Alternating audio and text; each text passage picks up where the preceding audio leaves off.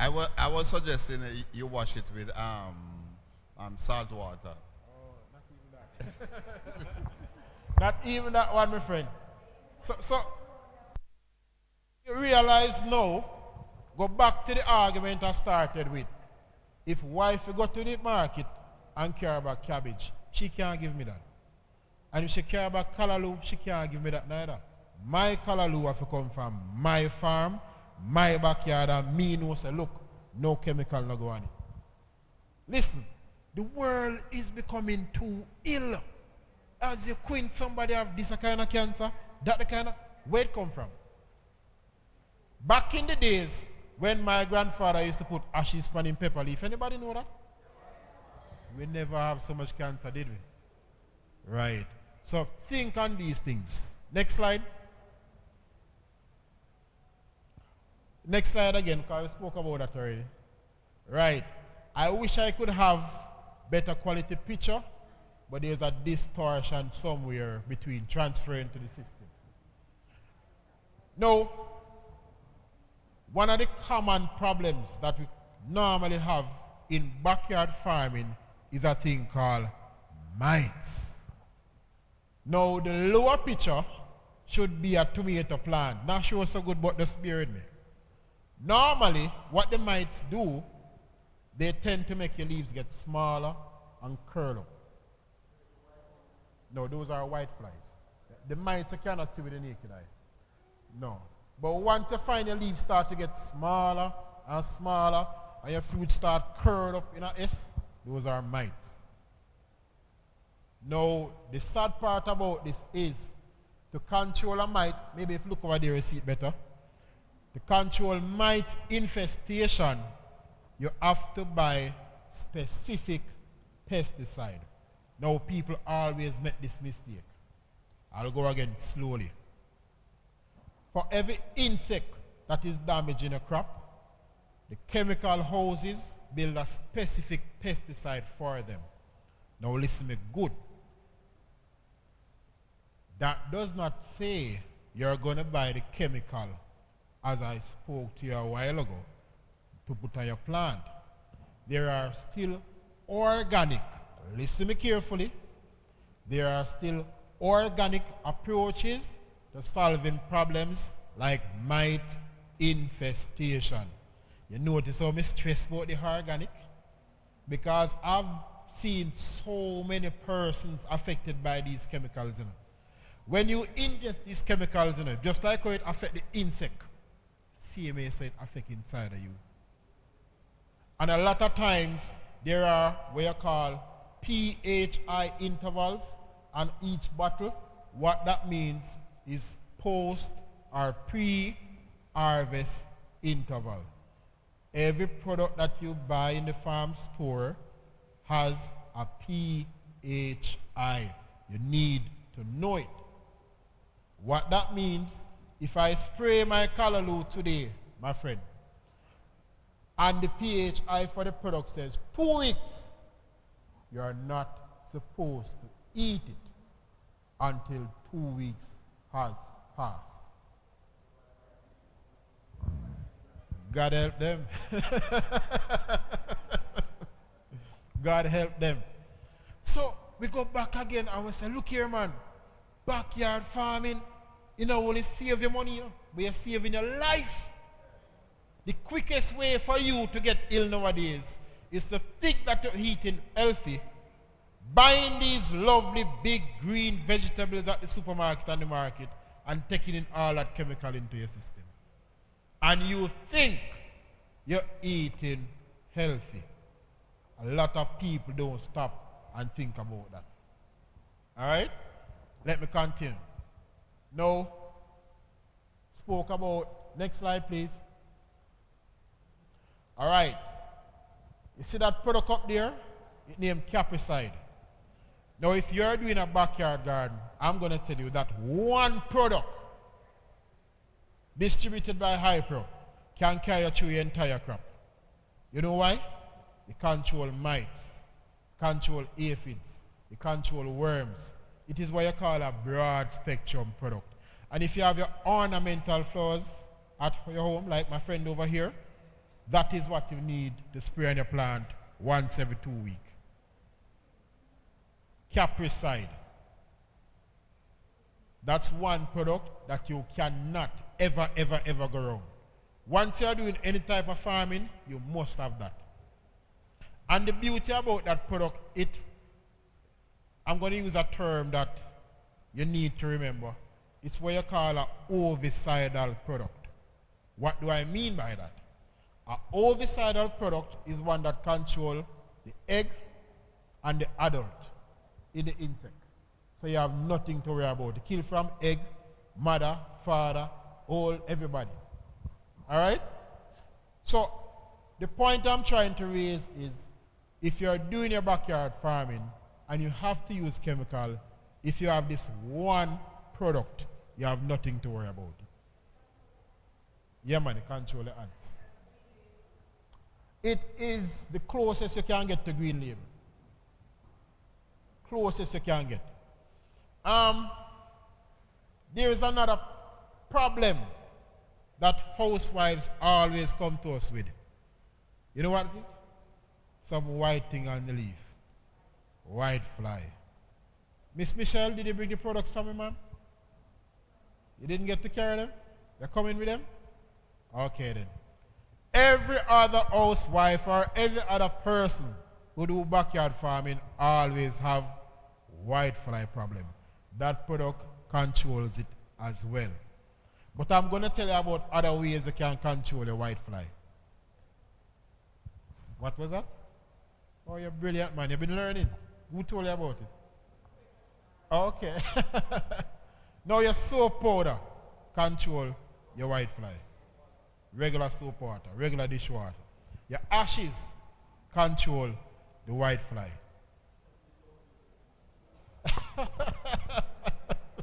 Nobody use ashes again. We almost can find some. Okay. Yeah? Yeah.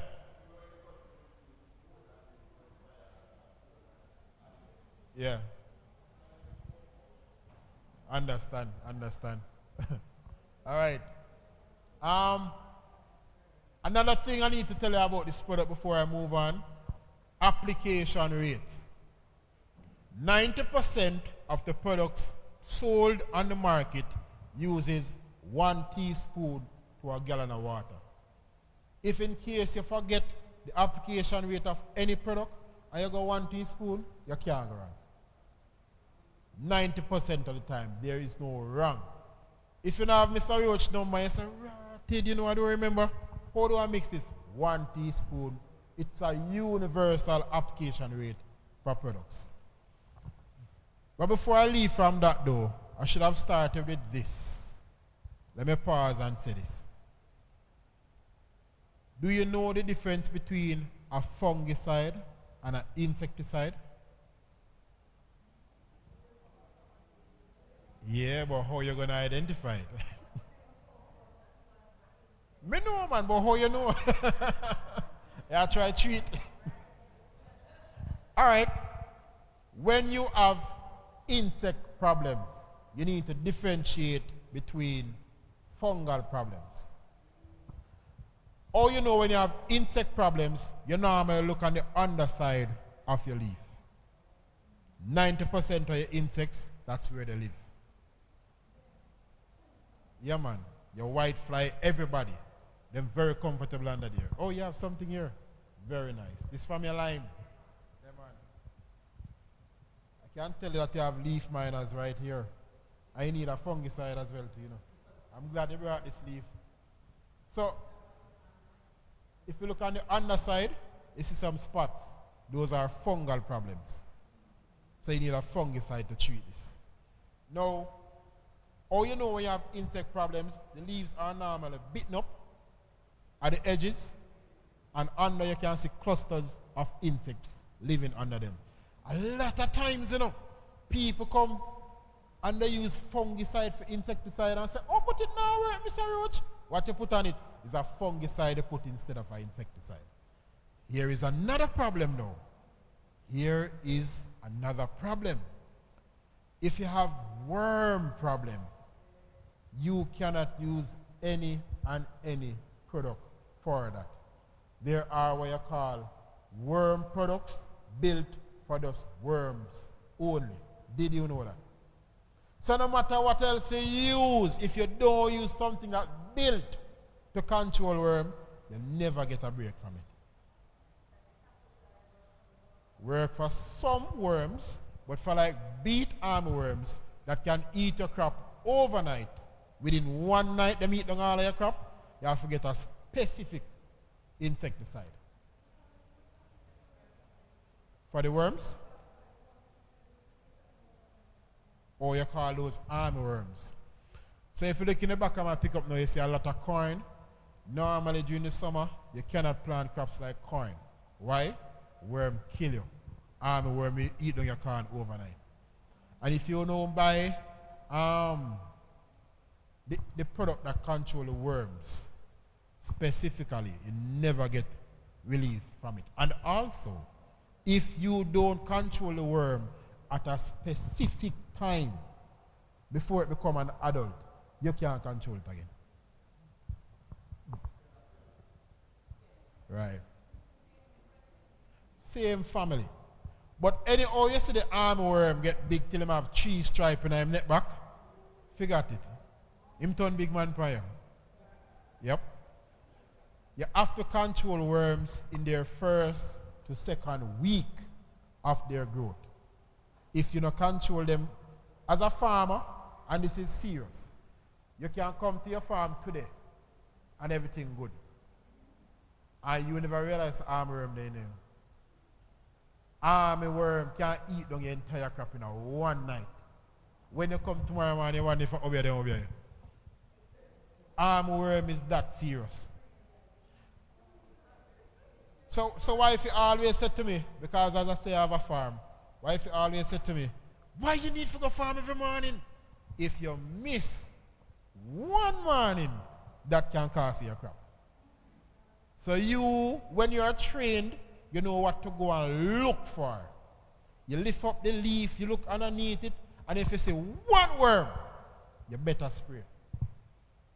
Because remember, you know, when we are planting commercially, like an acre worth of crop, you cannot wait until that worm multiply. You know? Same thing in the backyard. If you lift up your leaf and you see an armyworm, or you know it's an armyworm, I have some pictures. Michelle is going to show you. Or you know it's an armyworm where you see the stripes and them neck back. Or you're going to see the stripe, brother. Get prepared. Whoa.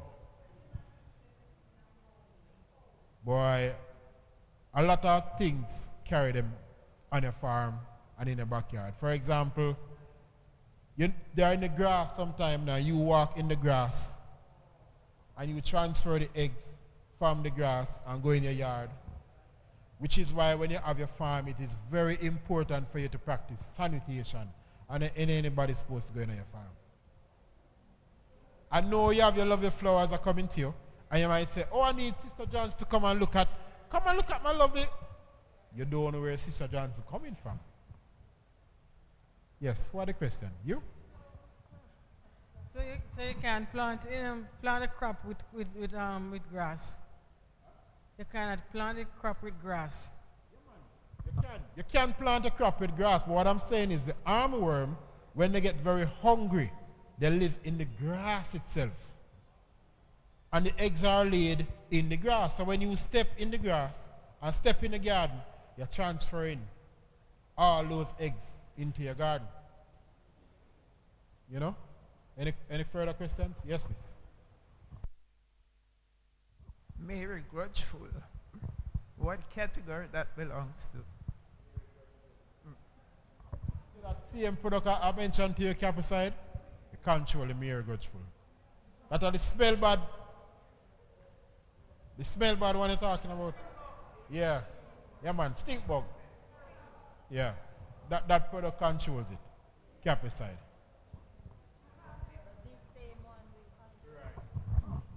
I have seen some brown ones and the green ones. And I watch what happened to my callaloo when especially the brown ones get on it. there are no holes in the leaves, but eventually the thing just withers. They don't eat any of it. So I said, this why they call it Mary grudgeful, because it just kills the thing. And I don't see anything. I try to shake them off. I shake them off, they drop off, and then they come back. You squash them, there are still more. And so I end up losing whatever I plant because, well, I never considered going that to say I need to go get something to spray them. I just hit my teeth and decide that I can't bother with this. You know, but as you were talking just now, something came to mind. If it is where you have to buy vegetables, and I know the ladies love to see the callaloo with no bites on them and the cabbage with no bite on them, look here. The best thing you can do is to buy something that has bites on it. Do you know why? Because the insect, them smart too, you know. Them smell the chemical, them now kill off themselves. You know? If they are not eating it, why should you? So when you see that green, pretty leaf and you say, yes, that's what you want, wrong. That means the pesticide is still in the plant. Don't come out as it. Oh, yes. I'm glad they changed the screen now. If you look to the left, those to the right are what you call aphids. It look like the Mary grudgeful, but it's not really it. To the left, you have the white flies. Those are on lime leaves. Maybe you see those on your plant. Yeah. And in the middle, I think the middle ones are kind of, not mites. That look like a kind of fungus. Yeah, it's a fungus. So you see how many insects you are fighting when you have in your plant? And that's why a lot of people do not grow them organically, you know, guys. Because they like to know that when they spray them, they get immediate control. But it's not the best thing to do. Use the organic product. You can get a neem leaf, soak it in water, onion water, and spray onto your plant instead of the heavy pesticide. And remember, if you are doing backyard gardening, what you want to do is to ensure that you're living healthier. Am I right? All right. Next slide.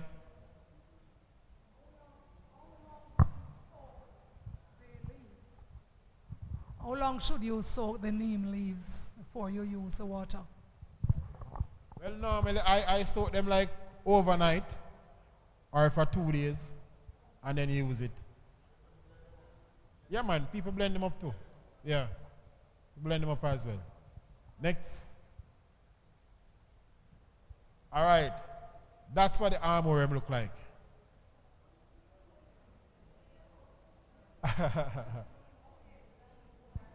Yeah. I'm so sorry I couldn't get a better focus for the picture, but yeah, man, that is the armorworm.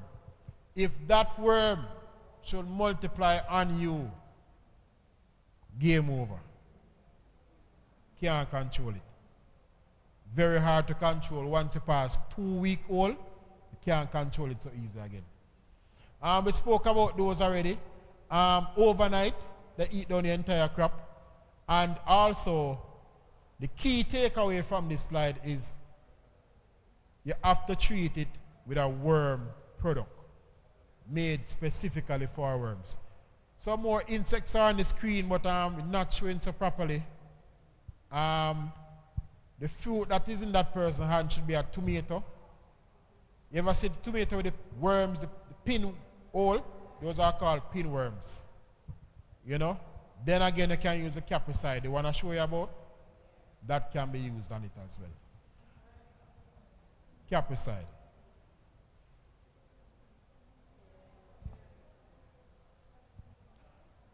All right. Are there any further questions? Any more questions, I should say?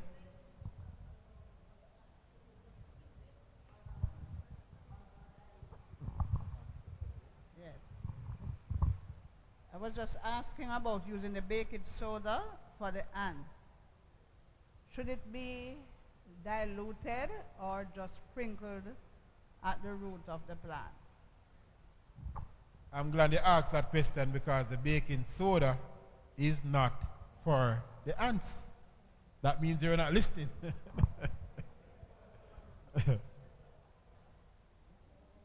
This is for the ants. I'm going to show you. Miss Michelle brought some lovely products for us today.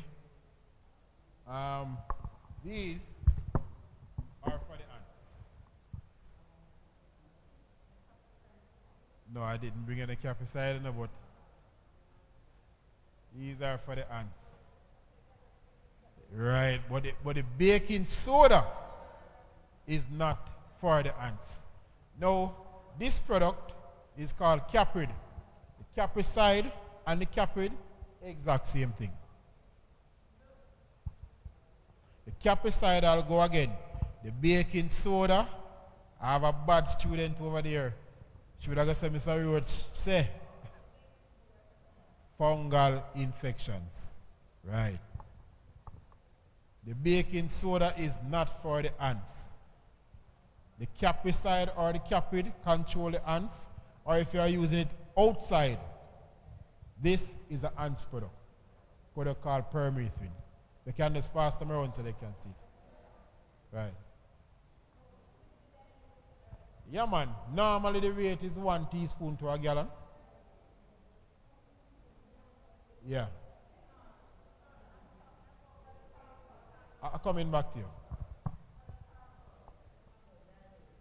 You can dilute it as well, but it is made to be used outside. You can use inside too, you know. I think that one is built. Michelle, this is built for indoor, right? This is your product. Yes, built for indoor. Right, exactly. Cockroach as well. Yeah, I know. Yeah.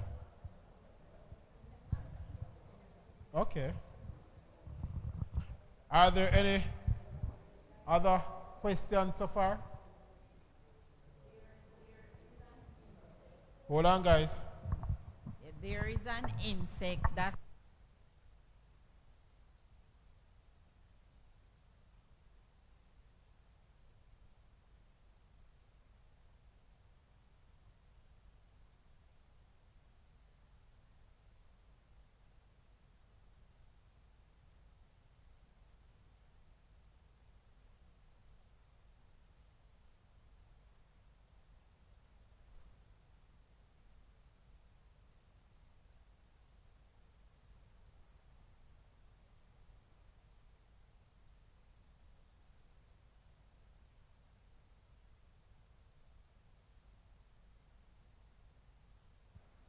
Hello? Yeah.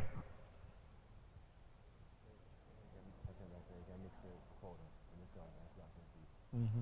Yeah, man. All right. All right, guys. 2 very important sets of information for you. 1, there is an insect resembling the wasp that live in the trees. My friend over here alluded to it. He eat your panganut, you say? And it lives around you, and the guava and the other fruit trees. Now, as I mentioned, remember the Capricide? That is a 1 kill for everybody.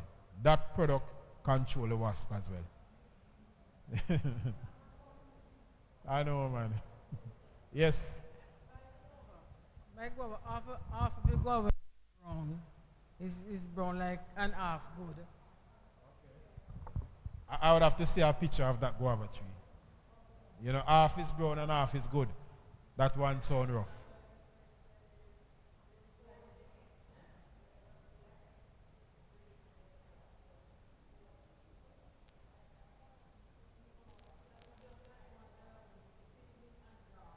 Yeah? Okay. Now, what I'm going to do at the end, I can give him a phone number, and you can send pictures to it, and I can diagnose some problems for you. All right?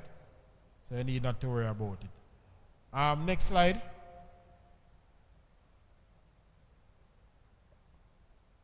I'm all out of slides. I should have one more left, man. Oh, maybe that one did transfer, I don't know. But I had one more with some pictures I wanted to show. So guys, just to backtrack, remember, doing your backyard farming, who can tell me the most important thing or the three important things? You're good students, man. And why do you need to find a spot that is sunny? Okay, direct sunlight. As you wake in the morning, sun should be on the area. How about crops? How about the type of crops that you plant? Should I be planting my crops under a tree where it's cool and shady, where the sun now make you sweat too much? Okay. Right. Yeah, man. Yep. I'm glad. Very important point. Very important point. Now listen carefully. When you're planting your seedlings, a lot of people tend to think, oh, they're going to need shade, else they're going to burn up. You need to do a thing that is called hardening off. Anybody know what that means? Make a guess. Hardening off. Hardening. No, think about it. So you have your baby seedlings, something like that. You have your baby seedlings and you want to plant them out. But my friend over here said, should the seedlings not go in a shade? No. Your seedlings need to go in the direct sunlight. But you know what? When you have your seedling and you're about to plant it, around 2 weeks before, you need to take it out of the shade, put it in the sun for 2 hours, take it back out. Tomorrow you come again, put it in the sun for 2 hours, take it back out. You're getting that plant accustomed to the sunlight. So what happens there, when you finally plant it out now, you finally get out there in the middle of the sun, that plant should not wither up, because over the days, it has gotten accustomed to the sunlight incrementally over a period of time. So you sound like all of you are ready to start your backyard farming. Michelle, can you help me please? I have some trays in the back of the pickup and some soil. I want to do a little demonstration before I close off. Yes, sir. Rainwater harvesting. Yeah. Rainwater harvesting. What about it? Okay. Nice. Thank you very much. Ready again, guys? No. What's your name again, sir? Yeah. Okay. Now, my friend around the back, I didn't hear him properly. The water that you put on your plant, another critical point. The water from the pipe is not the best. Chlorine. Chlorine is a poison.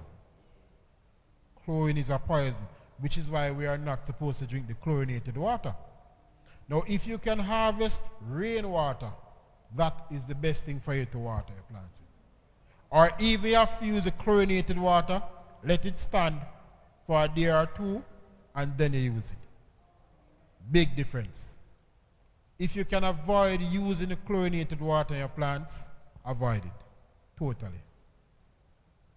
So Miss Young is coming with the trays and the soil. She's going to give you a demonstration of, yes, you, Miss Young. Yes, you. Question over here? You buy plants from the nursery, those little plants, and you plant them in the earth right away, and they die sometime after. What caused that? So my colleague over here buys some plants from the nursery, and they die a couple days after. A lot of things can cause that. Insufficient water, maybe they have disease from a long time. Maybe they are not accustomed to the climate that they are in. So it's like a shock for them.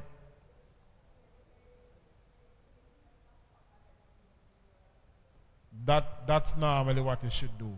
Normally when you get plants from the nursery, you have to treat them first for yourself. Why? It's like buying a car and not knowing what is wrong with the car. You notice a mechanic always say, take it to the garage and service it for yourself.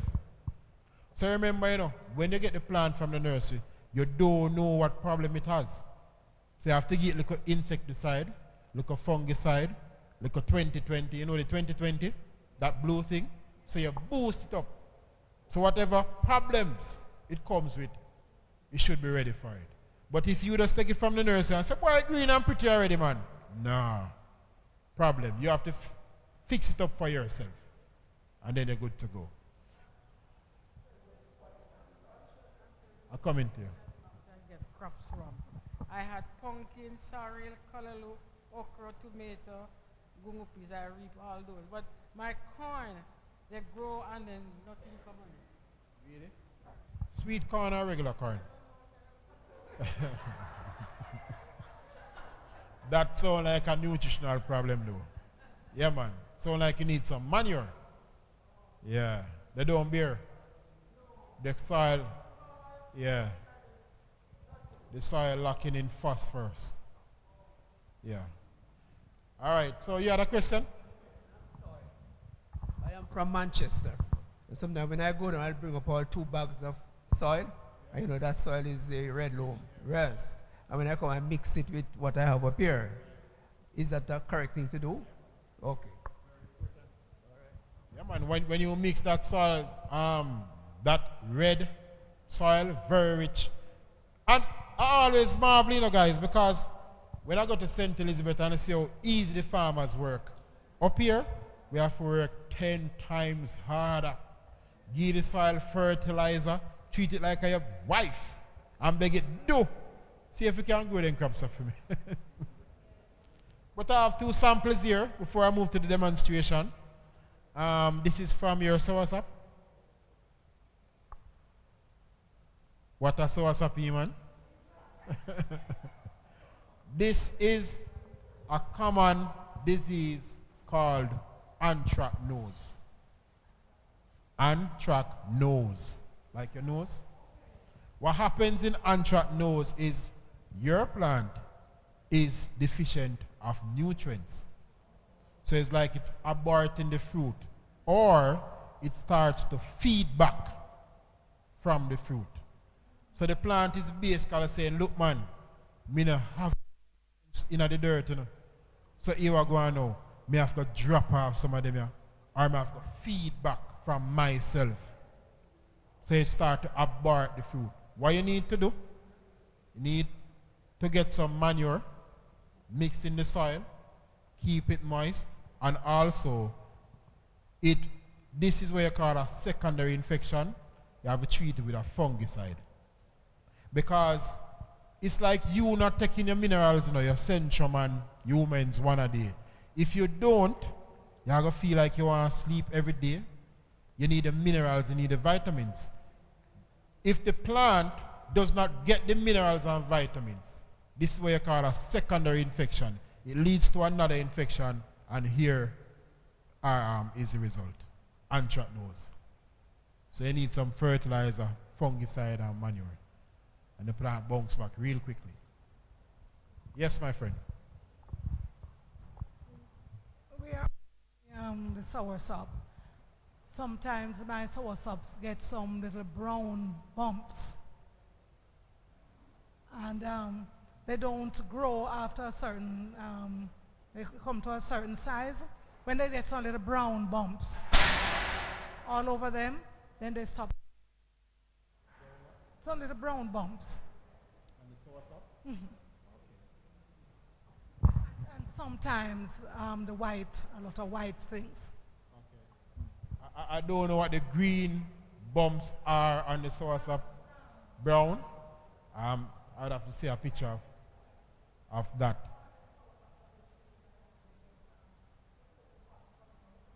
Yeah.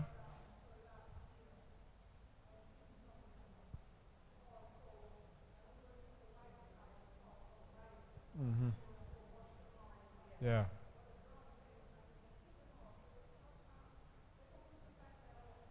Yeah. I wonder. Yeah. Mm-hmm. Oh. So my friend here is asking that on her source of plant she finds some green, brown, bump looking things on the bark. What that sounds like to me, given my experience, I might be wrong, but it sounds like you have some scale insects on your plant. The scale insects live on the bark, and after a while they start to look like the bark itself. And you can pick them off, but they are really insects. But they are tough, like the bark of the tree, and they live on there and take whatever color the bark is. So you need a systemic insecticide for that. You need to go in your pocket and spend some money, because the capricide can't control that. You have to buy a thing called numectin. You're right. It controls all sucking insects. Now that's like a pricey, around. You look like you have some money to spend, around $6,000 for a bottle.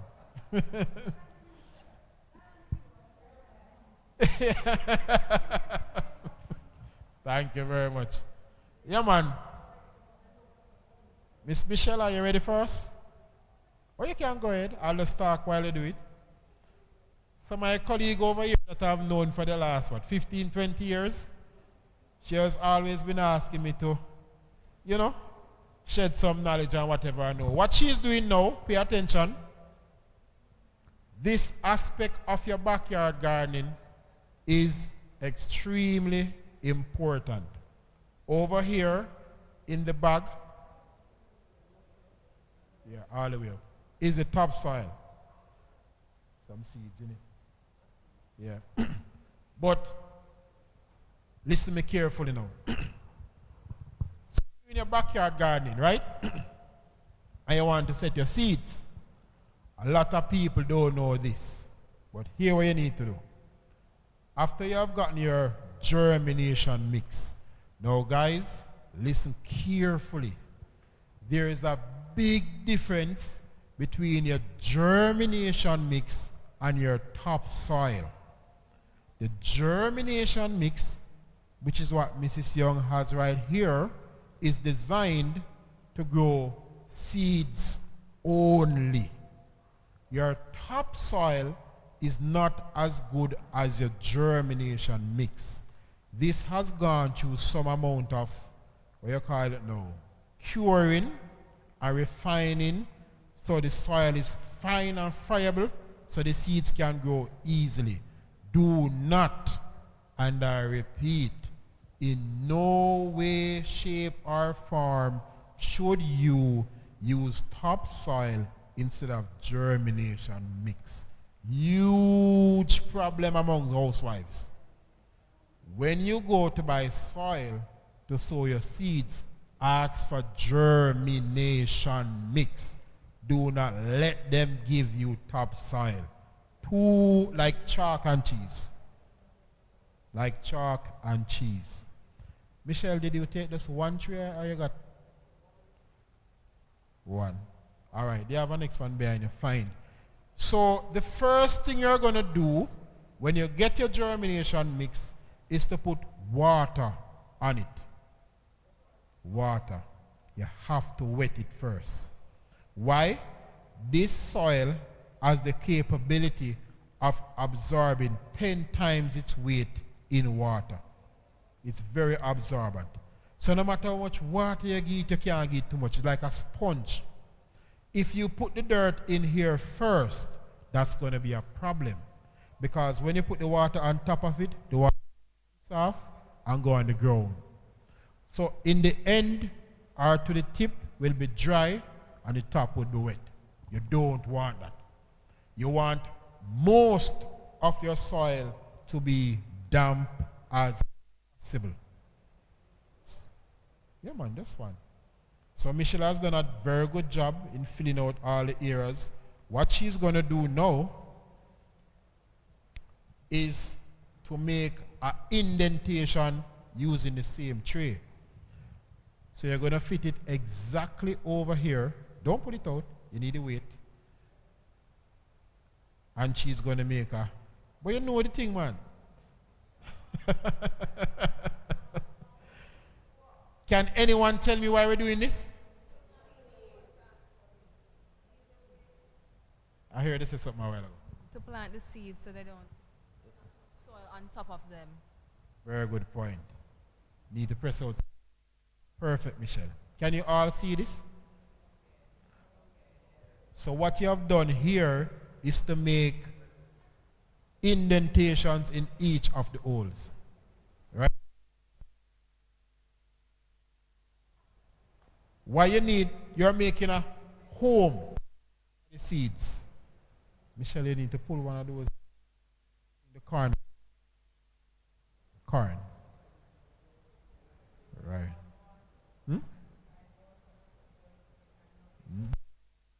Would I never grow? Yeah, man. Now you know the correct thing to do. Right.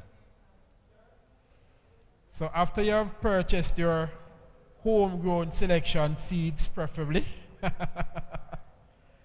you're now going to sow your seeds. So at this point, there are two important things you should take note of. One, you should have your holes in the tray ready for them to sow. And two, you need to make sure that the seed, pull one of the seeds for me. Right. The seed sits upright. What I mean by that? Not many people know this, you know. So the seed has what we call an eye. You see, if you turn the eye down in the soil, it's going to take forever to grow. See the eye here? The eye. Thank you very much. Are you bright, sir? Are you getting that, guys? Yes. It might sound like it don't make sense, but hold on. You see, if you turn the eye down, every day you go look upon it and say, oh, it not grow. But me see the seed in there, I wonder if them not good. I wonder if Mr. Roach give me bad seed. It will grow, but it's going to take a longer time to grow.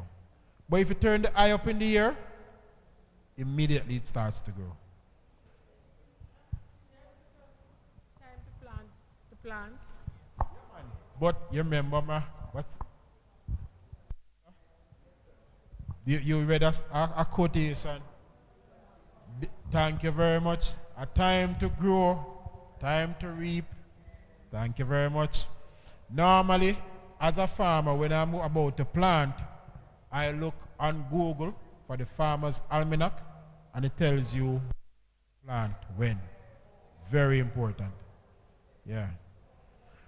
For example, you have like maybe 2 or 3 days out of March that you must plant like corn.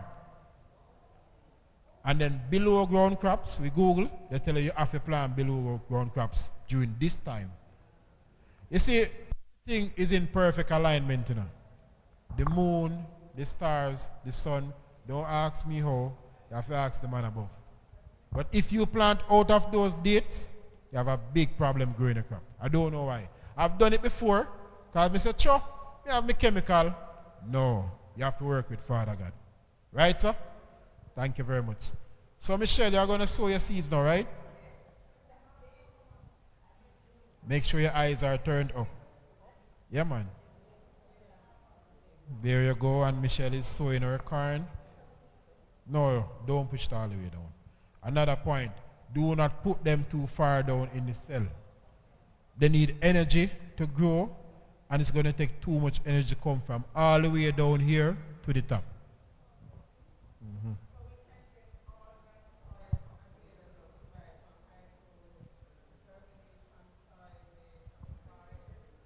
I never tell you anything more topsoil, you know, miss. You see you're gone bad already? Do not buy the topsoil. Topsoil is for your yard. If you're going your lawn, I want to go trees. If you're sowing seeds, it has to be germination mix. Right. Yeah. Huh? In the topsoil? You can, you know. But I'm going to explain. I'm coming to you. If 1 corn per hole. If you use a regular soil, it's going to be too clay. Yeah, man. Yeah, man, you can't use a regular soil. You have a question? I'm saying you're stressing the germination soil. But after the seed has germinated, you need to take it out. So, don't you need topsoil, especially if you think your soil is poor? Because I like the question. Let me respond to it. Very good question. So, she's asking that after you have grown your seedling and you're ready to plant, what do you do? Now, let me just go through the phase with this first and then I answer. What Michelle has done, if you notice, seeds in the tray. What do we do at this point, class? Anybody want to tell me? I give away 2 packs of seed. You say water? Not yet. Cover them. A part of it, but not totally. Let me see if you guys thinking. I give away 2 packs of seed for anybody who wants me. No, not at all.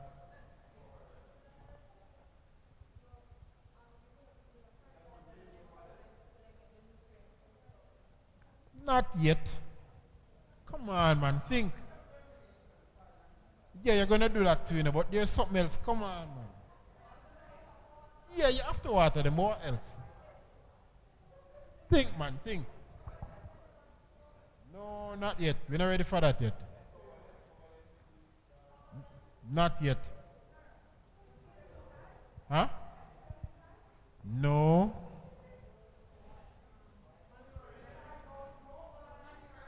Not yet. Thank you. Give her a round of applause.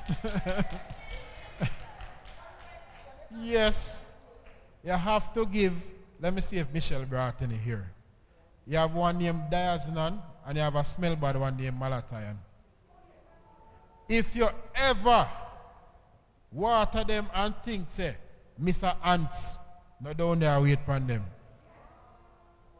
This answer said, do make you no water them with insecticide. Let me get feed it. 1 teaspoon to a gallon of water. You cover them lightly, or you can just do like this. Cover them back. Cover them lightly, Michelle. As light as possible. Then you mix 1 teaspoon to a gallon of water, and you water them slowly. Anyhow, you don't put on your insecticide. You look and you look and you look. Ants gone with them long time. Ants full in belly. Hold on, I'm coming to you. Yes, your question? Can that also be used for the ants around the root of the regular plant? What's the name of it? Malathion. Malathion can be loose, but I'm going to tell you something about Diazinon. Diazinon is built to stay in the soil for 21 days. So that's why Diazinon is the proper thing to use, because it will stay there for 21 days. And by the way, I said I was going to give you 2 free packets of seeds, compliments of homegrown selection. I'm giving you some callaloo seeds.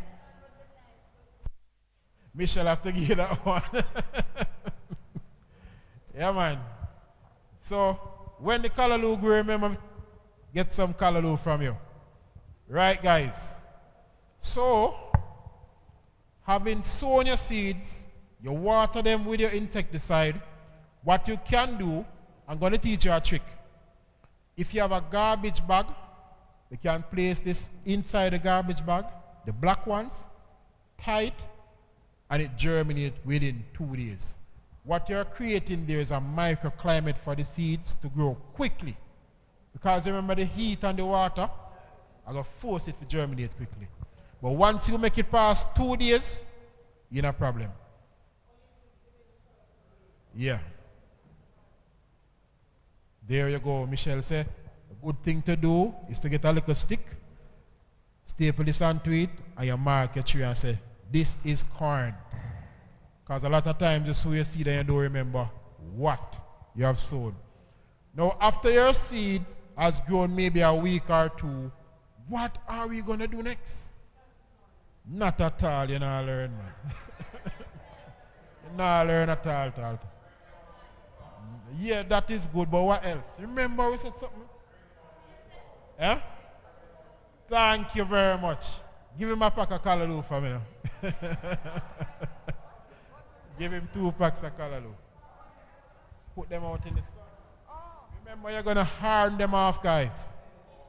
You can't just put them in the field like that. You put them in the sun every 2 hours for the day, take them back out. Come tomorrow again, 2 hours, take them back out. So by the time you plant them now, can green and pretty and stand up strong. Not drooping at the sun any at all. Now, after around a week or 2, boy, Michelle, I love you. Just carry the things them so. After around a week or 2, you need either your 2020. Everybody know the 2020? Right. You have 2020? Okay. Or, if you don't have the 2020, you can use this. We call it initiator. Initiator means starter. So you give it 1 teaspoon to a gallon of water, and you water your corn. After 2 weeks. Initiator. Michelle is gone for the 2020, has gone for the 2020 to show you. Your initiator. Right. Now, if you are doing corn, your corn should be ready in approximately 65 days. Now, once you see the corn, what we call tassel, you know when it shoot? Within 2.5 to 3 weeks, your corn should be ready.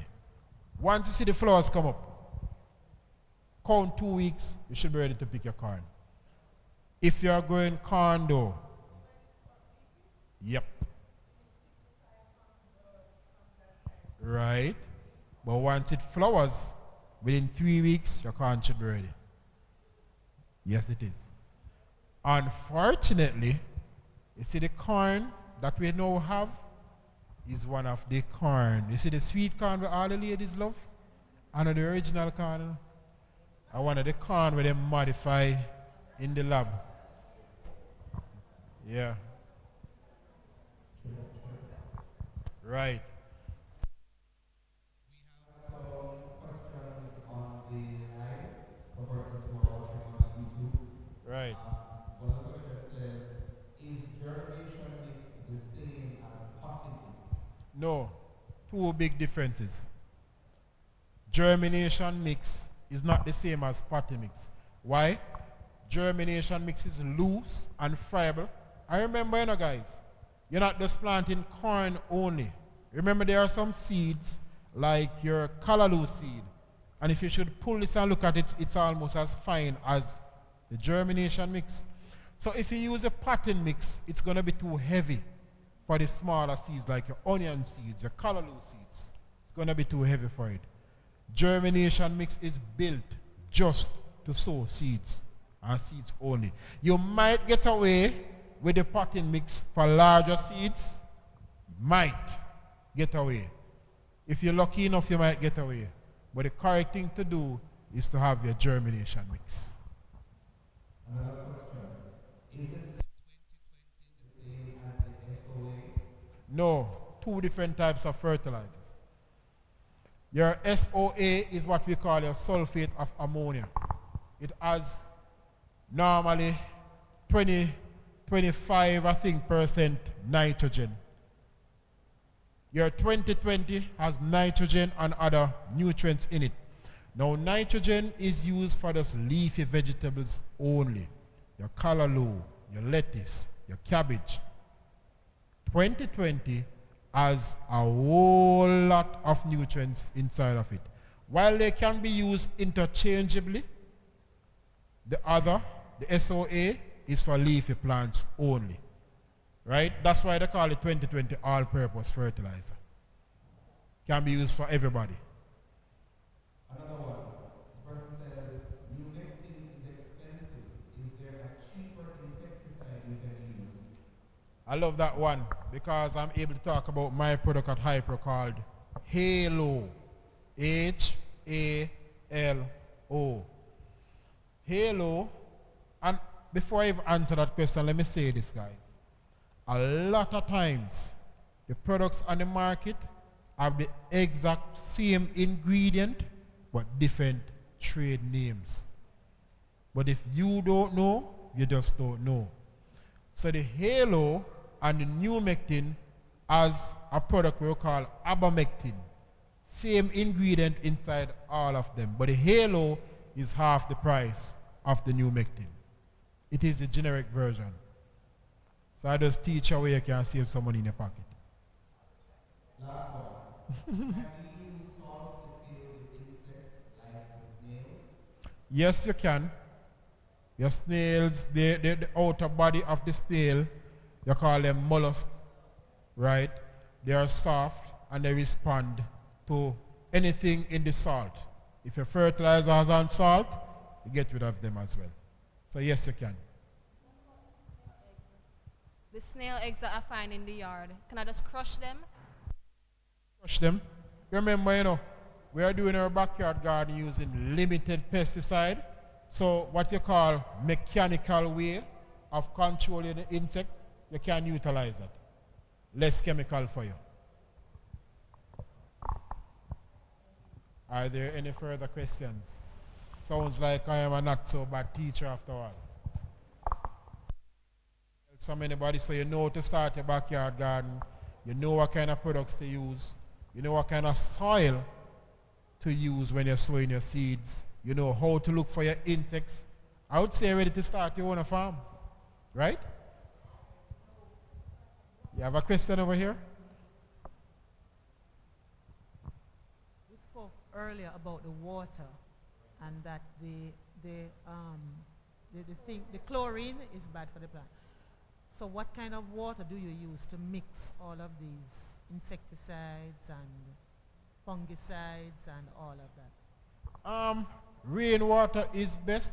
Not that the chlorinated water cannot be used, but if you want to get as close to nature as possible, you'd catch a chlorinated water, let it stand for a day or two so that it escapes in the environment, and then you use it. Don't get me wrong, you know, guys. You can use a chlorinated water, but it's just that it's that water coming from the sky is the best one to use for everything. You know? Because in the past, I suffered from kidney stones. And when I went to the doctor, you know what him say? The pipe water when I drink cause it. Yeah, you ever have your kettle and you boil it for too long, and when you open it and look inside of it, you see a lot of white things. That chlorine go inside of you and harden up inside your kidneys. Do the same thing for your plants. You know? There is no chemical that does not have a side effect. And that's why me love my bush tea so much, you know. Because when me go doctor and put my medication, within 2 days me gone, me no want no more. I do not chemicals. Not to go into my body, not to go on the plant. Because I grow limes now, and I grow them organically. I have around 8 acres of limes and lemons. I hardly use chemical. Them chemicals, they have too much side effect, man. I don't love them. I am an agronomist, and I sell chemicals for iPro, but the truth is the truth. No, I tell my boss the same thing. All of these chemicals, you know, they have side effects. And imagine the farmer now spray the callaloo today, or him sell it to you, and you cook it for your husband. No. I have to talk the truth. Now, here, you're growing a crop commercially, 15 acres, 10 acres. You're going to need some of this, you know. But if you go in your backyard garden, you don't need it. So I'm not a hypocrite, man. Okay, guys, are there any further questions? Anybody want to point? What can you do with, say, a lemon tree that you have? I've had one like 8 years or more, and it hasn't borne anything. because the butterflies come and eat the young leaves every time. No, I don't know. Your friend mentioned something that's a male tree, but it's not really a male tree, you know. She's kind of right, but I'm going to explain it to you. So in order to make a lemon tree, this is what they do. Through a process called grafting, they have the lower part is made from another tree. Normally sour orange or mandarin or anything like that. The upper part, they graft it onto it, and it is made from another tree. So if you look at it, you see a union. Now what happens a lot of times, if you don't know this, and that's why a lot of people can't plant lemon and limes. If you don't know that the lower part normally grows faster than the upper part, what happens there is that the lower part grow past the top part, and a lot of times it kill it. So when she says a male tree, she kind of right, because you know what? The lower part has grown and surpassed the part that you want, but that's not the bearing part. But the reason they do it is to avoid the disease called Tristigia virus that wipe out the entire citrus industry. So if you don't know how to prune your lime or lemon tree, it never bear. You have for 50 years and it never bear. And as I say, the sad part about it is the lower part grows faster and is more aggressive and is prettier than the part that you want. So what I suspect has happened to your lemon tree is that the budwood, they call that the budwood, has grown past the desired part to an extent where you just have all of that. It will never bear as long as you live. No matter how much fertilizer you give it, it will never bear. What you have to do, cut it right back. Cut it right back. From online, the papaya leaves always turn yellow and then the tree dies. Why is this? Virus.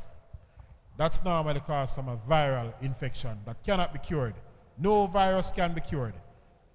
I used to be a papaya farmer, and normally after the virus takes the farm, the only thing you can do is cut down all those trees.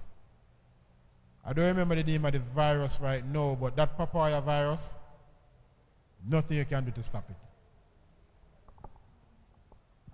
Years ago, when I just moved to Cumberland, I had, not just me, other neighbors planted papayas. And people from the, I don't know if it was Rad or somewhere, I don't know, they just came around and they destroyed all the trees from our yards. And just recently I tried to scrape the seeds out. I see two big ones there, but they're just there. They separate, like instead of one tree, straight tree going up, they form two what they call maybe limbs or branches. But that's it, they just stay there and nothing happens. Remember we just spoke about the lime and the lemon, guys? Same thing with the papaya. Papaya trees have to be pruned as well. If you don't control them, they just grow out of shape and grow out of proportion and never bear. You know? One point I want to remember before you leave though, in closing, when you're doing your backyard garden, you have selected your seeds, always from one crop, store your seed for the other crop. You know why? There's going to come a time, guys, when your seed that you have will never be able to reproduce. And that is why they call them, I think, heirlooms. In some parts of the USA, people just don't buy seed. They keep the seeds for themselves year after year after. Because the technology is coming, that's going to happen that when you plant a seed, whatever crop you get from that, never grow back again. That is called from a seed company called Monsanto. Michelle might know this, but maybe she don't want to talk about it. Because we work with Monsanto, and we know there's going to come a time when you just cannot reproduce none at all. It's a part of population control, part of controlling the food source of the world, A lot of these things you see now are built inside the lab. And we are consuming them and don't know. So I want to close by saying, I come into you, close by saying, your backyard garden is something serious and a joke thing. COVID came the other day, and we have to run up and down. As you see a little man out the road with a van back, everybody surround him, and everybody started backyard farming. COVID gone now, so you should continue your journey to being self-sustainable. What is the best way to store seeds? I love that question because if you notice inside these little packets, we have some smaller plastic bags in there. It's not to make them fancy. It's to keep the seeds viable. Now, the seed is a living thing, you know. But it has to be kept cool at a certain temperature. The best way to store your seeds is in the bottom of your fridge in an airtight container. Once your seeds, and a lot of times people buy these seeds, and say, Mr. Roach, how come you see no grow? Look here. If you leave this inside your car for half a day, it is damaged. 9 times out of 10, it will not grow. All that heat denatures it and makes it not viable. So the best way to store your seeds, in the bottom of your fridge. Never forget that.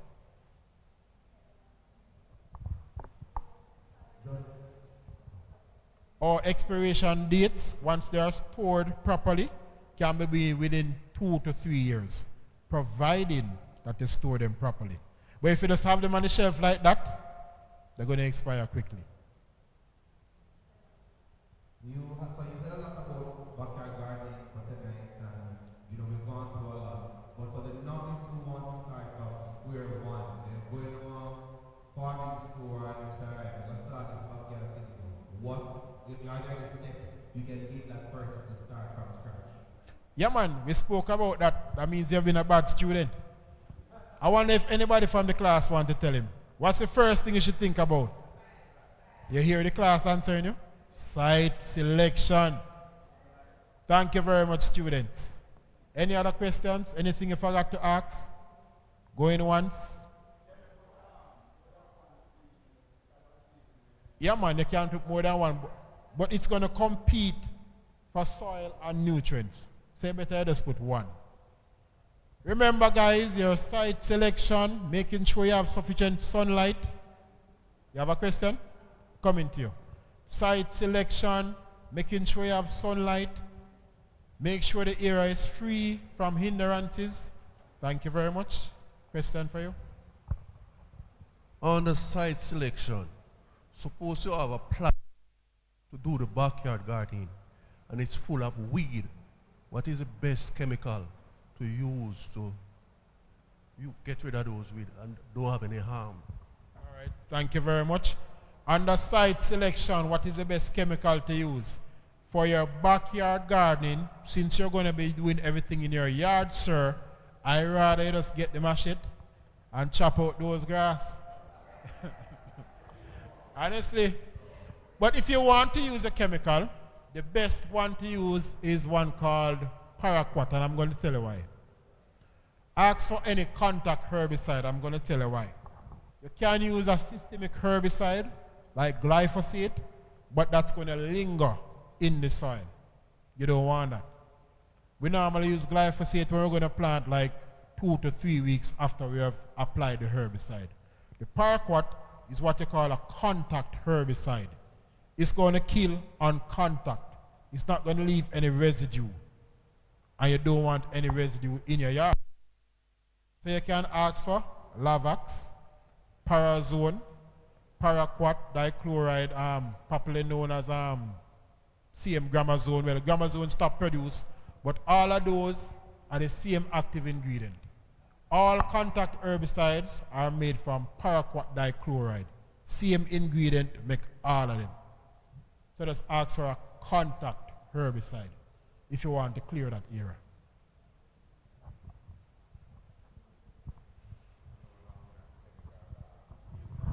Is it true that coconut trees are not supposed to be planted close to each other? Why? So the coconut trees should not be planted no more than 15 feet apart. Reason being, any plant that you see, the roots of that plant goes as far as its furthest branch. Meaning, if the banana tree is right here, so, and you see the leaf stop over there, so, I bet you on win. If you dig in the ground, that's where the furthest root is. So if you plant a coconut tree, you can stand up for me? If I'm a coconut tree and the next one is planted here, that's not 15 feet apart. You see how the coconut leaf long and stretch? If you dig to that exact area in the ground, you find the roots of the coconut. So one root is going to buck up on the other root. And after a while, they stop produce, and the fruits fall off, and they just die back. Always remember this. Even if you have trees around your yard, your furthest branch, that's where your furthest root is. You might not see it, you know. And especially with planting and bananas, the roots are extremely small. There's a root there, but you don't see it. All a part of God's. So if you have a tree that's close to your yard and you have your concrete structure, best you cut it down. The root will reach out there and you don't know. Like I have a lovely mango tree, just start here, you know. And they're right at the edge of the house, and it's paying me hard, but I have to cut it down. Because it's right at the edge, like 5 feet away from a window. I have to cut it down. So that's a rule of thumb. Wherever you see the furthest branch or leaf on a plant, in the ground, that is where the root ends. So if the leaf stop here so, and the plant over here so, that means that the root, they're right on this. Never wrong. Looks like you're ready to go. Thank you very much. If there are no further questions, I'm going to shut up now and hand over to Mrs. Young. You have been a very good audience. And my brightest student has another question. No, I'm not going to be rude. Okay.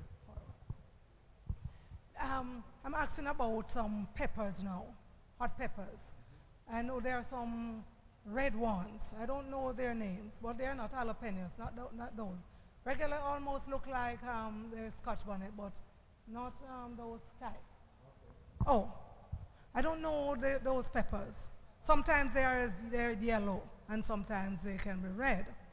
But what I'm asking is that someone told me that if I plant those, and I also plant Scotch bonnet, then the pollination, the bees go around, are going to cause a problem. Yes, so I'm not going to get Scotch bonnet anymore necessarily because they will be affected by those others. What explained right there, guys, is a process of cross-pollination. So you have to be careful. If you want to continue harvesting your Scotch bonnet, you cannot do that. You have to plant them separately. Because remember, you know, when the plant flowers, the wasp and the bees, they are doing their work. And the wind. So you have that cross-pollination after a while. Either you're going to have a lot of red peppers, or you're going to have a lot of Scotch bonnet peppers only. You know? It's nature's way of reproducing. So, Miss Young, I'm going to hand over to you. Thank you very much. You have been a very good audience. Thank you for having me.